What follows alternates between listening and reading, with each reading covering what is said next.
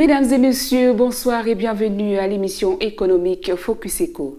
Aujourd'hui, l'actualité économique est axée sur Tony O. Elumelu, milliardaire nigérian à la tête du conglomérat Earth Holding.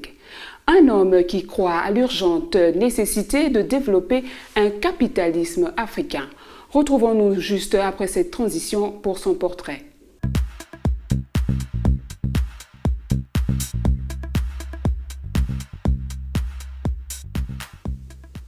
Tony O. Elumelu, né le 22 mars 1963 à Jos au Nigeria, est un économiste de formation, un entrepreneur visionnaire et un philanthrope. Diplômé en économie des universités nigérianes, titulaire d'une maîtrise des sciences de l'université de Lagos et un ancien élève de Harvard Business School. Tony est le président des Earth Holding, la United Bank for Africa, Transcorp et fondateur de la fondation Tony Elumelu. En 2005, sa réputation d'entreprise comme un chef d'entreprise africaine a été scellée quand il a mené la plus grande fusion dans le secteur bancaire en Afrique subsaharienne d'acquérir United Bank for Africa, UBA. En 5 ans, il a transformé une banque d'un seul pays à une institution panafricaine avec plus de 7 millions de clients dans 19 pays africains. En 2011, New African Magazine a classé parmi les 100 personnes les plus influentes en Afrique et un an plus tard, il a été reconnu comme l'un des 20 personnes les plus influentes de l'Afrique en 2012 par le magazine Forbes. À 51 ans, Tony Elumelu vient de rejoindre la galaxie des milliardaires africains. Il souligne son originalité parmi les figures de l'émergence du secteur privé nigérian. Moins connu qu'Aliko d'un côté ou Mike Adunokwa, il se distingue par son engagement sans cesse affiché en faveur du capitalisme africain. Via sa fondation, il a créé un institut consacré à la question et s'apprête même à lancer un indice sur le sujet.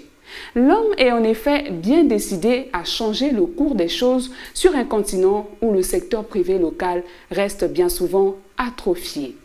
En moins de 30 ans, le Nigérian Tony Elumelu a bâti un groupe de points dans la banque, l'hôtellerie et l'énergie. Ce businessman, pas comme les autres, lance un programme de 100 millions de dollars pour soutenir les patrons de demain. Philanthrope, Tony Elumelu n'en est pas moins un homme d'affaires influent. Tony Elumelu est l'apôtre de ce qu'il appelle l'africapitalisme. Un concept qui donne la priorité au secteur productif de l'économie et dont la stratégie d'investissement à long terme est tournée vers le continent. L'africapitalisme est allergique au renouvellement permanent de l'aide internationale et propose d'investir ses fonds dans des domaines économiques sensibles afin de soutenir l'agriculture et les petites et moyennes entreprises. Quelques brèves économiques juste après cette transition.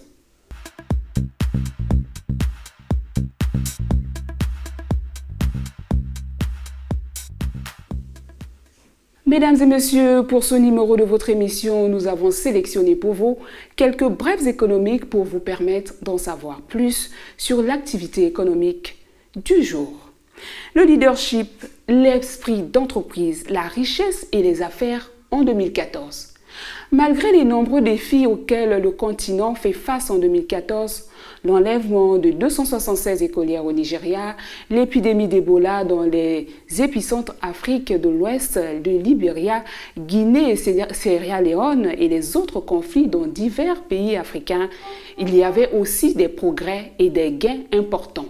Le continent a continué à faire des progrès économiques avec plusieurs pays qui ont connu croissance et transformation économique importantes, en particulier le Mozambique, le Rwanda et l'Éthiopie. L'expansion de la classe moyenne et l'augmentation des revenus ont aussi contribué à la croissance remarquable du continent. Les riches sont devenus plus riches. En Afrique, leur nombre a augmenté. L'Afrique regorge de prospects et d'entreprises peu endettés. Le secteur des biens de consommation croît à toute vitesse en Afrique. De 2000 à 2010, les ressources naturelles ont contribué pour un tiers à la croissance africaine. Selon le rapport L'essor du consommateur africain de McKinsey & Company, d'ici à 2020, plus de la moitié des foyers africains auront de quoi s'offrir des à côté, ce qui représente 130 millions contre 85 millions aujourd'hui. C'est en s'appuyant sur la force de ses clients que James Mwangi a bâti Equity Bank, la plus grande banque d'Afrique de l'Est. Aujourd'hui, Equity gère 7,8 millions de comptes et a une capitalisation boursière de plus de 1,3 milliard de dollars. Eh bien, mesdames et messieurs, c'est la fin de cette émission. Merci de l'avoir suivi. Au revoir et à très bientôt sur Canal 7 pour votre émission Focus Eco.